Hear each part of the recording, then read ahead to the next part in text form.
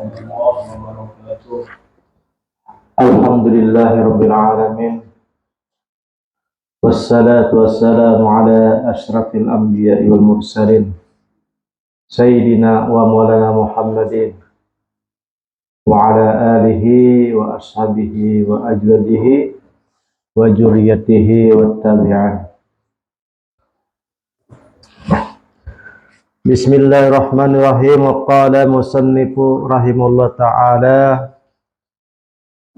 wa nafa'ana fi 'ulumihi fi darain.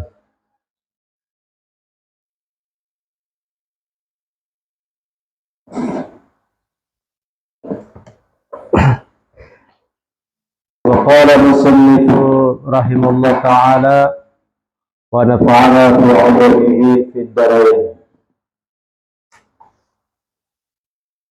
Ya, kalau bemik mah dengar biar lah.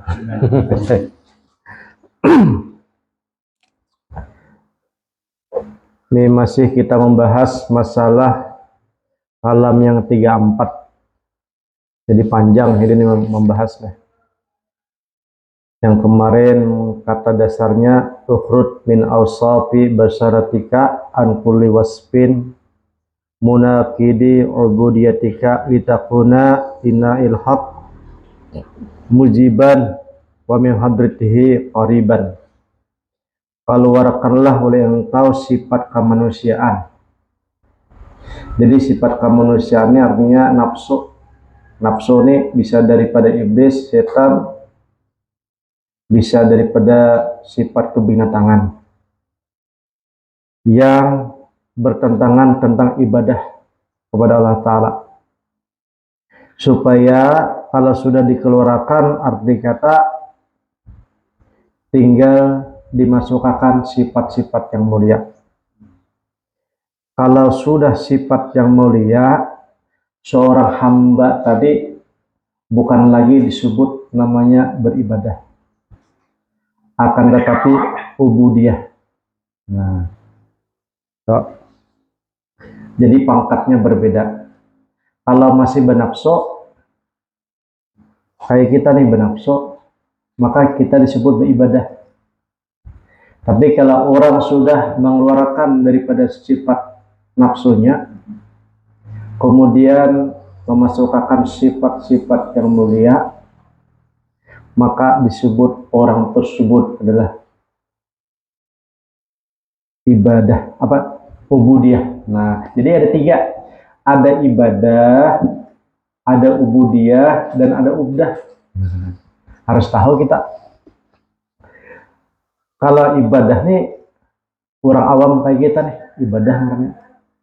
Tapi kalau orang yang sudah bersih hati, disebut adalah ubudiyah. Tetapi kalau para nabi disebut adalah ubdah. Gitu. Nah, kepang tuh.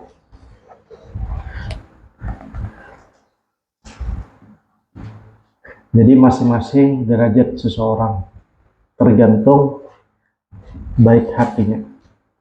Ada kamu disamakan, sama aja berhidung, bermata, berkopiah, berbaju, berjubah, tetapi urusan hati berbeda masing-masing.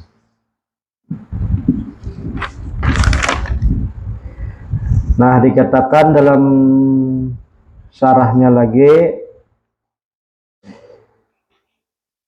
dikatakan Bismillahirrahmanirrahim.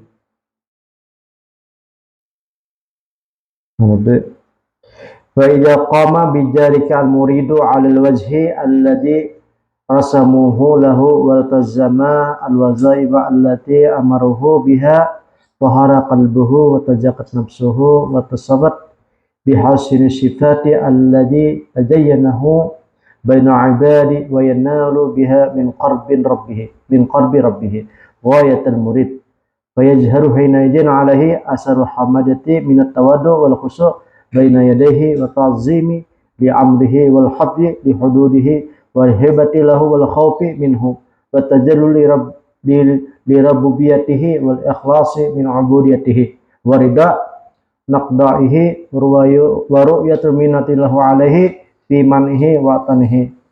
Nah, Ya, yang artinya apabila orang tersebut sudah, maksudnya sudah membuang daripada sifat hati yang kada baik tadi, kemudian orang tersebut kalau sudah terbuang berarti yang ada di hatinya adalah hatinya bersih. Maka hatinya bersih menjadi sifat-sifat ketuhanan. Nah, maka tandanya orang tersebut adalah tawadu. Tawadu apabila hatinya sudah bersih, tawadu. Kemudian lagi khusyuk, hasilnya khusyuk terus. Khusyuk ini artinya perasaan hati ini rasa nyaman dengan Allah Ta'ala, berzikir hatinya. Apabila ada masalah hatinya berzikir, ingat pada Allah Ta'ala, khusyuk. Dan secara zahirnya beliau ini menjaga aturan agama. Ulang. Nah, ada mau meninggal sembahyang. Dan beliau ini mempunyai sifat adalah khauf, takut kepada Allah Ta'ala. Jadi apa-apa sedikit pun ibaratnya kira-kira ya, mengamalkan ini Allah Ta'ala katuju ada. Nah, itu. Dan sifat lagi beliau ini menghinakan diri terus dan ikhlas. Nah, kalau ikhlas ini arti kata ikhlas ini orang ini sudah la fa'ilun ilallah dalam pandangan hati, la mawjudun ilallah, la qadirun ilallah. Ikhlas tuh seperti mana kita bicarakan sifat 20 ataupun ilmu-ilmu tauhid. Ikhlasnya ini kira berbunyi kada aku ikhlas saja. Lain kayak itu. Saya ini ikhlas saja. Tapi orangnya ikhlas pandirannya, tapi ibaratnya ada sesuai dengan perkataan. Ikhlasnya artinya hatinya nih mengembalikan. Ikhlasnya artinya suci, bersih, satu saja, tunggal saja, yaitu Allah Ta'ala. Jadi kalau seandainya ada masalah, maka yang di hatinya nih hanya Allah saja. Kemudian di antara lagi sifatnya adalah ridho dengan takdir.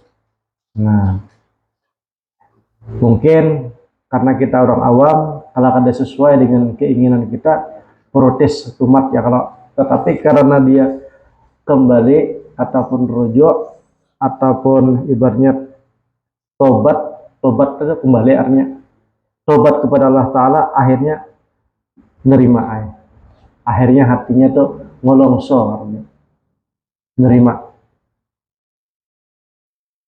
Dan sifatnya lagi orang tersebut melihat anugerah Allah Ta'ala nih yang dilihat, alaihi min man'ihi wa atadihi. Misalnya kita nih berdoa dan punya keinginan, lalu belum diberi,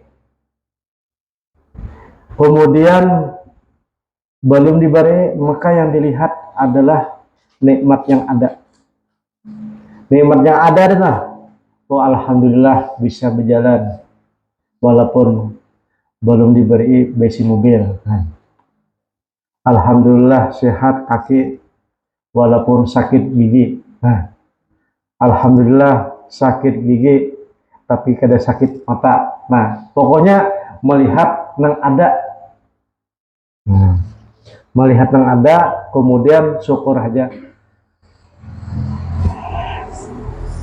Dan beliau ini lagi karena sudah mempunyai sifat di dalam hatinya, di antaranya sifatnya adalah ra'fati, yaitu kasih sayang.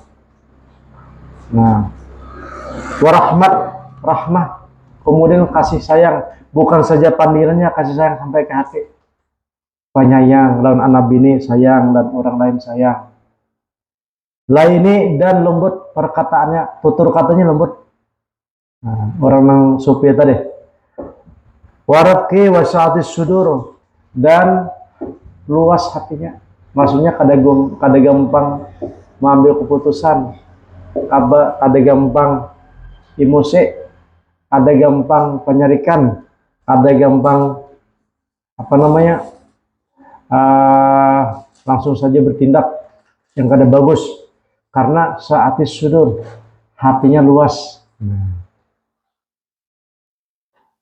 Hatinya luas. Wal hilmi, dan orangnya penyayang. Wal ihtimal, dan orangnya nih mau kurang lebih dan mau menanggung. Ibaratnya disandang aja. Nah, ihtimalnya menyandang. Walaupun kada baik kelakuan kawan, walaupun kada baik kelakuan bini, walaupun kada cocok dengan seorang, ihtimal orang ini yaitu sifatnya adalah apa tadi, menyandang mau. Nah, ini sifat orang kaya ini nih, jarang kan, maunya seorang aja disandang. Menyandang orang kada mau. Jadi ihtimal, sifat orang tersebut harus ihtimal, yaitu mau menyandang. Misalnya kawan terlambat sedikit, kada marah kita, berjanjian misalnya, kemudian kawannya terlambat, larangnya sifat ihtimal, akhirnya ibaratnya kurang lebih tuh, mau kurang lebih ditanggung aja, disandang aja tuh. Nah, misalnya bini sarik, disandang aja. Nah, disandang aja. Jadi karena hatinya tadi satu sudur, karena hatinya ibaratnya luas, luas, masih banyak nikmat yang lain kan. Nah, jadi kada langsung mengambil keputusan yang kada baik. Kemudian ada sifat lagi di sini, wasyanatah wa tanazah wa amanah wa siqah wal atfi wa ta'ni wal wiqar wa sakha. Dan diantaranya lagi, seorang yang baik itu sifatnya adalah dermawan. Nah,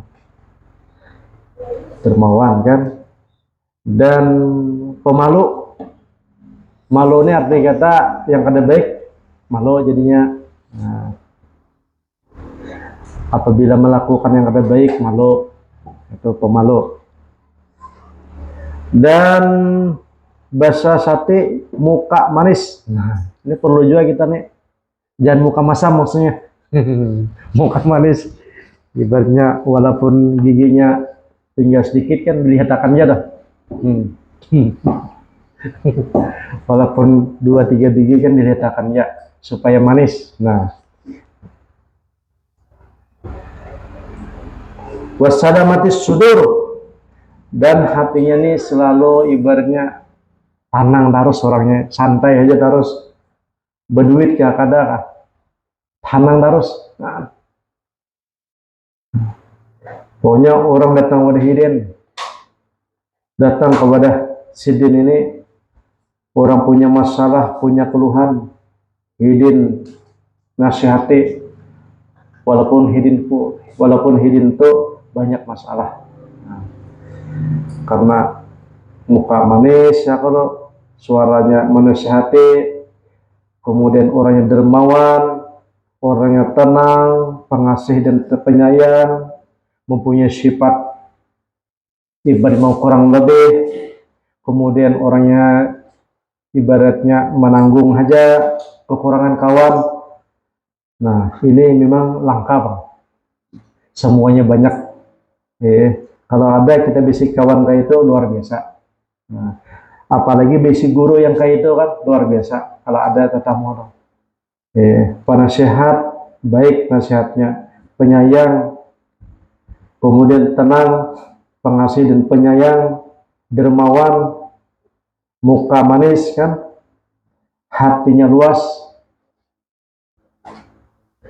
Nah, jadi ila ghairi dzalika min akhlaqil iman, itulah termasuk daripada akhlak-akhlak orang beriman.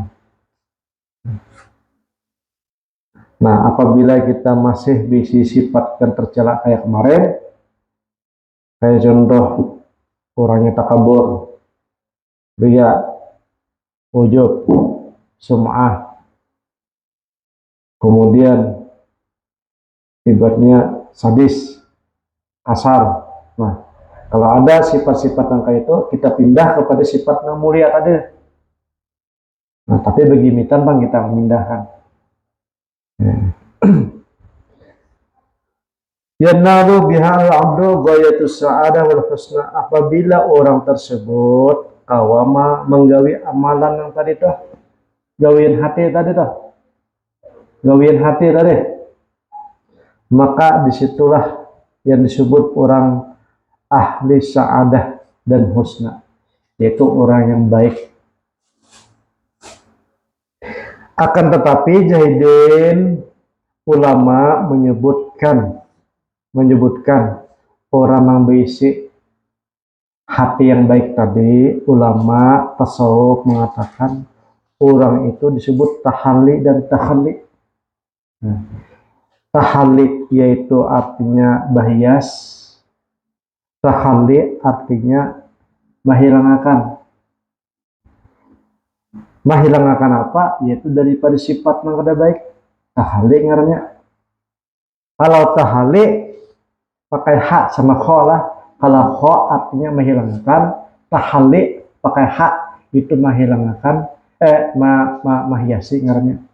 Mahiasi dengan sifat-sifat yang mulia tadi. Nah, apabila ada terkumpul dua perkara tersebut, apabila ada dua perkara tersebut terkumpul, itulah yang disebut sebujurnya orang berjalan. Kadusah masuk hutan. Kadusah masuk hutan kita. Apabila bisa hati nangka ini aja lah. Anak ini kan tujuan supaya bersih, kemudian berjumpa dan bertemu dapat hidayah. Tetapi kalau kita bisa membuang penyakit tadi dan menghiasi dengan apa? Dengan kelakuan yang baik tadi, itu yang sebujurnya perjalanan. Nah, jadi ujah ulama medyanun nufus ma tahaqqaqu syirus sa'irin. Tidak dikatakan orang itu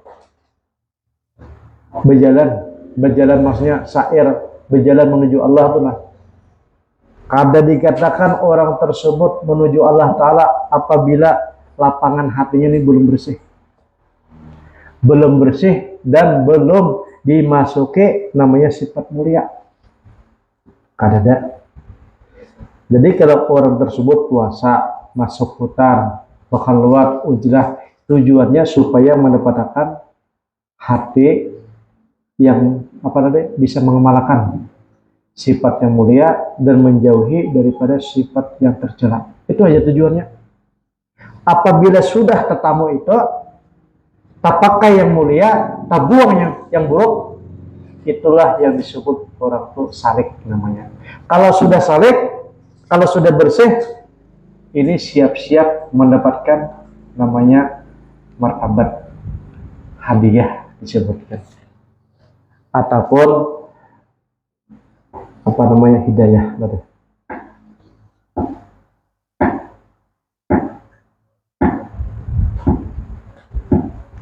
Nah, apabila hatinya tadi bersih, sudah kan sifat yang tercela tadi sudah terbuang, maka hamba ini disebut adalah ibadahnya ubudiyah namanya. Ubudiyah ini artinya dirinya tuh kada umpatan lagi ibadah orang banyak, tetapi sudah tubadil. Nah, karena orang ini sudah dapat petunjuk langsung dari Allah Subhanahu Wa Taala atau daripada Rasulnya atau daripada orang-orang yang kudus, orang-orang yang suci. Nah, tapi untuk mendapatkan makom ini ibaratnya dua perkara tadi harus ada. Yang pertama tahalli, yang kedua tahalli,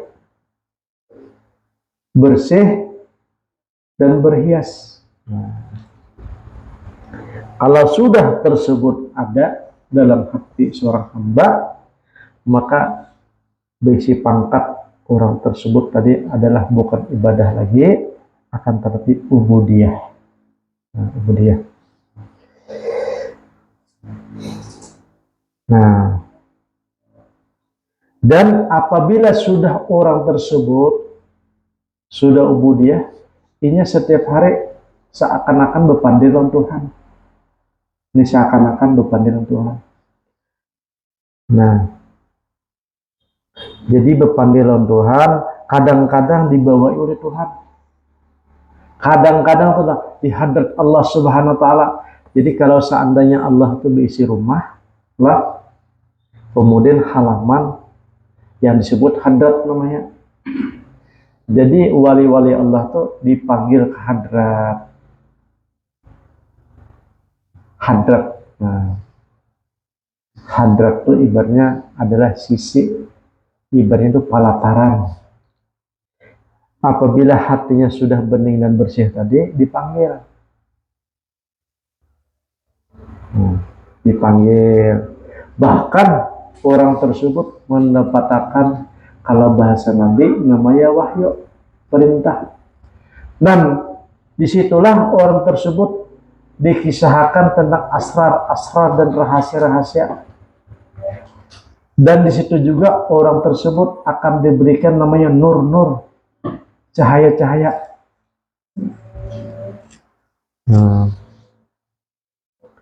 Kalau sudah orang tersebut sudah di hadrat Allah Ta'ala, yang berjalan ini adalah ruhaninya, bukan jasadnya. Nah, inilah tujuan orang belajar ilmu sufi tadi. Tujuan orang masuk ke hutan tadi sampai 10 tahun. Setahun pertama mungkin tidak dapat apa-apa, mujahadah terus, riyadah terus, latihan terus, amalan terus. 2 tahun, 3 tahun, mulai ada tanda-tanda, sampai 11 tahun. 11 tahun hanyar tetamu lawan Syekh Arsyad Abanjari. Ini ulun ada di Siguru di Barbay. Jadi khalwat 11 tahun. Ada dapat apa-apa, pas tahun yang ke-11 hanya tetamu dengan roh Syekh Arsyad Abanjari. Nah, dan sebenarnya kayak itu orang-orang yang saleh itu tujuannya itu orang-orang yang bakhalwat menyepikan diri, orang-orang membersihkan hati, tujuannya supaya dapat ibaratnya guru mursyid rohani datang melajari itu. Nah, ini ada yang jelas benar, ada antara guring, ada yang ibarat guring lalu, tetapi tak mimpi. Tak mimpi. Orang tersebutlah yang disebut adalah dapat petunjuk. Disebut juga adalah futuh al-arifin. Futuh itu artinya patih. Patih kan, patih ini tukang buka namanya. Jadi ada yang mendatangi kita nih, tukang buka nih. Ngarnya patih. Kita ini kan hendak berjalan, hendak menghindau, tapi kita kada mampu menghindau seorang. Maka datanglah yang tukang hindaukan, yang disebut adalah patih. Patih tak? Tergantung Allah Ta'ala menghendaki kita. Patih tadi bisa wali nang sekitar kita sini, bisa juga patih nang dari luar negeri sana. Nah, bisa juga ibaratnya langsung Nabi Haidar, bisa juga itu patihnya tuh tukang pemuka. Jadi kalau orang sudah bersih hatinya, rohnya akan ditemukan dengan orang tersebut. Jadi kalau belum bertemu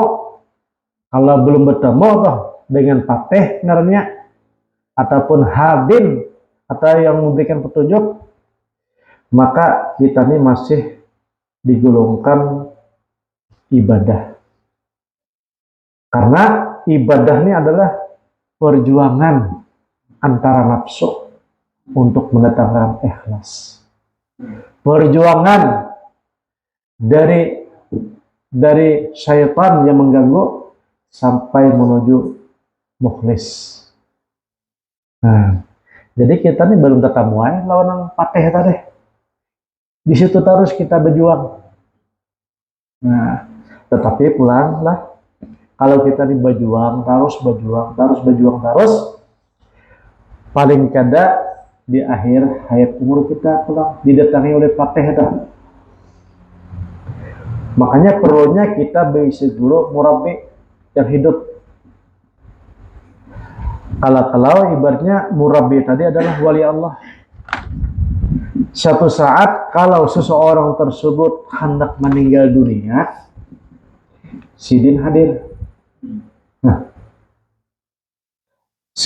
ketika hidin hadir dan hidin ini membawa daripada pasukan-pasukan guru-guru hidin, menyatakan bahwa Fulan bin Fulan ini adalah murid kok, maka kita bantu.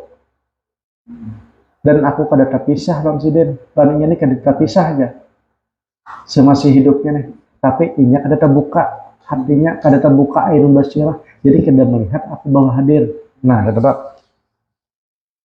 Jadi ketika orang sakaratul maut datang Sidin, melajari, membimbing sampai namanya kalimat la ilaha illallah itu berbuah. La ilaha illallah itu bukan ucapan saja, akan tetapi ada buahnya. Yang disebut adalah buahnya adalah mahabbah, iza'u, ridho, ataupun jinak dengan Allah Ta'ala. Nah akhirnya karena kita mau sakaratul maut itu sudah dibantu oleh perguruan kita, maka di situ Rasulullah pun hadir. Asalkan guru tadi sisilahnya tersambung dengan Rasulullah. Nah di situ nyaman benar, Pak. Nah disitulah sempurnanya ma'rifat terbuka. Ketika akhir hayat tuh, ma'rifat itu terbuka. Yang sempurna, ma'rifatnya terbuka situ tuh. Melihat surga, melihat neraka, bahkan melihat wajib wujud di situ. Nah, ini jarang bang orang kisahkan kan. Jadi, tapi di kitab-kitab tuh banyak mengisahkan bahwa pentingnya kita nih berguru, dan guru tadi adalah wasil, artinya sampai kepada guru-gurunya. Nanti kalau kita kada cepat, kada awal diberi, paling kada di akhir. Nah, di akhir. Jadi kita nih jangan merasa kada sampai. Jangan ibaratnya merasa diri kita nih kada percaya diri, kenapa belum sampai juga. Karena yang disebut wasil sampai tadi tidak harus sekarang, akan tetapi di akhir hayat. Nah itu pentingnya kita besi perguruan nang wasil.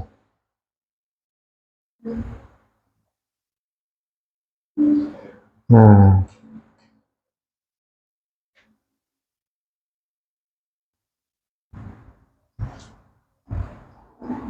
jadi kalau orang tersebut bisi makam namanya makamul ubudiyah, berarti orang tuh punya martabat hadrat rububiyah. Nah yang orang kisahkan tadi, orang tuh parak benar lawan Tuhan. Jadi sekali-sekali hidin tuh bagaikan Isra Mi'raj juga tuh, naik ke langit. Nah di langit ibarat seandainya Allah Ta'ala tuh bisa tempat tuh, nah ini arah paham saja kan, Allah tuh bisa tempat, jadi ruhani kita tuh ibaratnya di pelataran duduk mencongkong di situ. Masing-masing golongan masing-masing, ada wali besar di sini duduknya, ada para nabi atas lagi, ada yang wali tanggung di sini, Ada yang ibaratnya dirinya kada tahu bahwa dirinya sudah di hadapan Allah Ta'ala, tapi orang lain yang mengetahui bahwa ulun tadi tatamu lampian di sana aja. Nah, jodoh. Apabila orang tersebut BC makam namanya adalah makamul ubudiyah tadi, bukan makna ibadah lah. Kalau kita ini ibadah masih berjuang terus.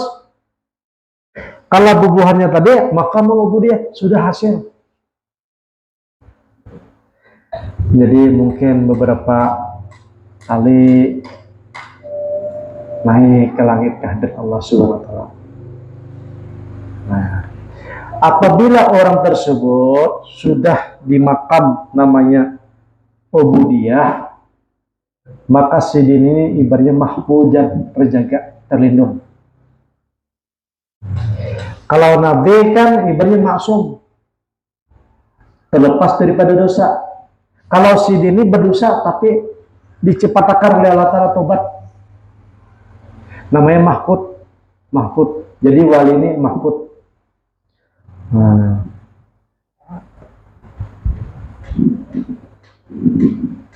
Makanya ini akhirnya hidupnya seperti mana biasa saja berjalan di muka bumi ini.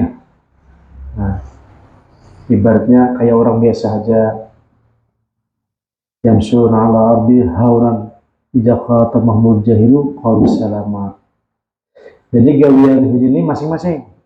Ada yang tukang jadi pateh, tukang buka akan orang. Ada yang tukang doa, ada yang menjaga pasar, ada yang bagian ibaratnya pasar sini ada walinya, di sini ada walinya, di sini ada walinya. Nah, gitu. Jadi satu daerah itu ada walinya dan sesuai dengan porsinya masing-masing. Tetapi penampilan mereka adalah manusiawi seperti mana biasa. Bahkan kehidupannya nih, kewaliannya ini ditutupi dengan kemanusiaannya. Bahkan kira-kira segi nafsunya terganal daripada orang yang biasa. Anak sugih juga. Nah, makan gancang misalnya. Lebih banyak daripada yang lain. Tetapi di hatinya tuh sudah ubudiyah, bukan ibadah lagi. Nah, inilah yang disebut adalah orang tersebut adalah wali Allah.